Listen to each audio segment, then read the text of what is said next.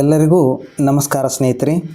ಇವತ್ತಿನ ದಿನ ಅತ್ಯಂತ ಮಹತ್ವದ ಪ್ರಚಲಿತ ಘಟನೆಗಳ ಒಂದು ಸರಣಿಯಲ್ಲಿ ಒಂದು ವಿಷಯದ ಕುರಿತು ಇವತ್ತು ಚರ್ಚಿಸೋಣ. ಜಾಗತಿಕ ಮಾರ್ಜಾಲ ಶೃಂಗಸಭೆ 2026 ನವದೆಹಲಿಯಲ್ಲಿ ನಡೆಯುತ್ತದೆ.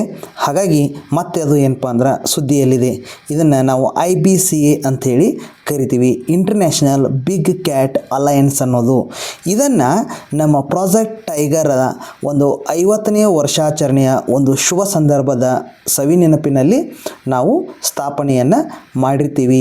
ಇದನ್ನು 2023 ಏಪ್ರಿಲ್ 9 ಕರ್ನಾಟಕದ ಮೈಸೂರಿನಲ್ಲಿ ನಮ್ಮ ಹೆಮ್ಮೆಯ ಪ್ರಧಾನಮಂತ್ರಿಗಳಾದಂಥ ಶ್ರೀ ನರೇಂದ್ರ ಮೋದಿ ಅವರು ಏನಪ್ಪ ಅಂದ್ರೆ ಉದ್ಘಾಟಿಸಿದರು.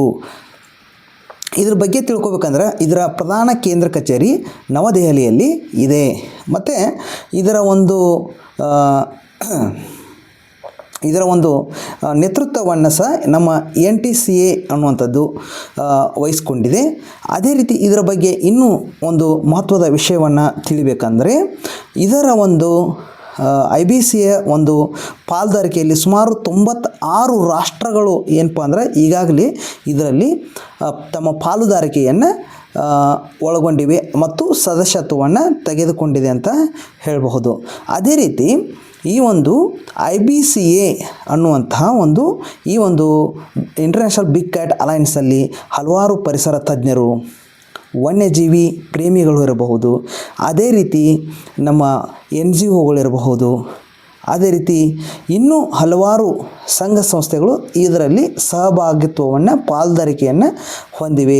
ಜಗತ್ತಿನ ಅತಿ ದೊಡ್ಡ ಏನಪ್ಪ ಅಂದ್ರೆ ಬೆಕ್ಕುಗಳು ಅಂತೇಳಿ ಕರೆಯಲ್ಪಡ್ತಕ್ಕಂಥ ಈ ಮಾರ್ಜಾಲಗಳಲ್ಲಿ ಮುಖ್ಯವಾಗಿ ನಾವು ಪರೀಕ್ಷಾ ದೃಷ್ಟಿಯಿಂದ ನೋಡಿದಾಗ ಯಾವುಗಳಿವೆ ಅಂದರೆ 7 ವನ್ಯಜೀವಿಗಳು ಬರ್ತಾವೆ. ಮೊದಲಿಗೆ ಹುಲಿ, ಸಿಂಹ, ಆಮೇಲೆ ಚಿರತೆ, ಹಿಮಚಿರತೆ, ಜಾಗ್ವಾರ್ ಮತ್ತು ಪ್ಯೂಮಾ ಇರಬಹುದು. ಈ ರೀತಿಯಾಗಿ 7 ಏನಪ್ಪ ಅಂದ್ರೆ ಈ ಒಂದು ದೊಡ್ಡ ಮಾರ್ಜಾಲಗಳು ಇವೆ. ಈ ಒಂದು ವನ್ಯಜೀವಿಗಳ ಸಂರಕ್ಷಣೆಯನ್ನು 2023 2028 ಏನು ಮಾಡಿದ್ದೀವಿ ಅಂದರೆ ನಾವು 150 ಕೋಟಿ ರೂಪಾಯಿಯ ಒಂದು ಯೋಜನೆಯನ್ನು ನಾವು ಮಾಡಿದ್ದೇವೆ. ಇವುಗಳ ಸಂರಕ್ಷಣೆ ಇರಬಹುದು. ಇತ್ತೀಚೆಗೆ ನಾವು ಬಹಳಷ್ಟು ನೋಡ್ತಾ ಇದ್ದೀವಿ ಮಾನವ ವನ್ಯಜೀವಿ ಏನಪ್ಪ ಅಂದ್ರೆ ಸಂಘರ್ಷಗಳನ್ನು ನೋಡ್ತಾ ಇದ್ದೇವೆ. ಅದೇ ರೀತಿ ಈ ಕ್ಲೈಮೇಟ್ ಚೇಂಜ್ ಭಾಳಷ್ಟು ಸುದ್ದಿಯಲ್ಲಿದೆ, ನಾವೆಲ್ಲ ನೋಡ್ತಾ ಇದ್ದೀವಿ. ಏನಪ್ಪ ಅಂದ್ರೆ ಹವಾಮಾನ ವೈಪರೀತ್ಯಗಳು ಅನ್ನೋದನ್ನು ಈ ರೀತಿಯಾಗಿ ಏನಪ್ಪ ಅಂದ್ರೆ ಭಾಳಷ್ಟು ಸಮಸ್ಯೆಗಳನ್ನು ಇವತ್ತು ವನ್ಯಜೀವಿಗಳು ಎದುರಿಸ್ತಾ ಇದ್ದಾವೆ. ಹಾಗಾಗಿ ಅವುಗಳ ಸಂತತಿ ಮುಂದಿನ ಪೀಳಿಗೆಗೆ ನಾವು ಉಳಿಸ್ಬೇಕಂದ್ರೆ ಈ ಒಂದು ಯೋಜನೆ ಬಹಳಷ್ಟು ಅಗತ್ಯವಾಗಿದೆ ಅಂಥೇಳಿ ನಾವು ಹೇಳಬಹುದು. ಈಗಾಗಲೇ ಮೊದಲ ಒಂದು ಶೃಂಗಸಭೆ ನವದೆಹಲಿಯಲ್ಲಿ 2025 ನಡೆಯಿತು. ಇಲ್ಲಿ ನಾವು IBCAಯ ಒಂದು ಅಧ್ಯಕ್ಷರನ್ನಾಗಿ ಶ್ರೀ ಭೂಪೇಂದ್ರ ಯಾದವ್ ಅವರನ್ನು ನೇಮಕ ಮಾಡಲಾಯಿತು. ಅದೇ ರೀತಿ ಶ್ರೀ SP ಯಾದವ್ ಅವರನ್ನು ನಾವು ಏನು ಮಾಡ್ತೀವಿ ಅಂದ್ರೆ ಇದರ ಮಹಾ ನಿರ್ದೇಶಕರನ್ನಾಗಿ ಮಾಡ್ತೀವಿ.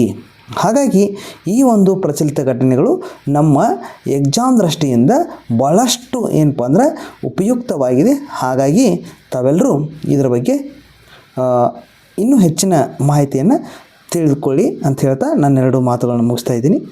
ತಮ್ಮೆಲ್ಲರಿಗೂ ಧನ್ಯವಾದಗಳು.